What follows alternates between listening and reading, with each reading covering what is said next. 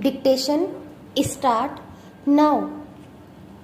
Learned counsel for the appellant argued that the impugn orders are liable to be set aside because the district forums did not have the jurisdiction to entertain the complaints filed by the respondents, and the state and national commissions committed grave error by brushing aside the appellant's objections to the maintainability of the complaints.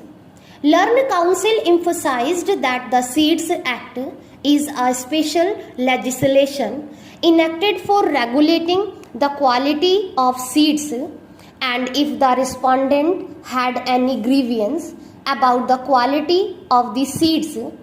then the only remedy available to them was to either file an application under Section 10 of the Seeds Act or to approach the concerned seed inspector for taking action under Section 19 read with Section 21 of the Act. They further argued that even if the complaints filed by the respondent under the Consumer Act are held to be maintainable, the finding recorded by the district forums that the seeds sold supplied by the appellant were defective is liable to be set aside because the procedure prescribed under Section 13(1)(c) of the Consumer Act was not followed. Learned counsel relied upon Section 8 of the Arbitration and Conciliation Act 1996 and argued that in view of the arbitration clause contained in the agreements entered between the appellant and the growers, the latter could have applied for arbitration and the consumer forums should have non-suited them in view of Section 8 of the Arbitration and Conciliation Act 1996. An ancillary argument made by the Learned Counsel is that the growers of seeds cannot be treated as consumer within the meaning of Section 2 of the Act. Learned counsel for the respondent supported the impugn orders and argued that the district forums did not commit any illegibility by entertaining the complaints filed under the Consumer Act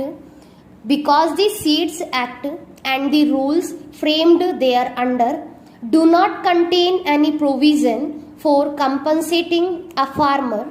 whose crop is lost or who does not get the expected yield if the seeds sold supplied by the appellant are defective.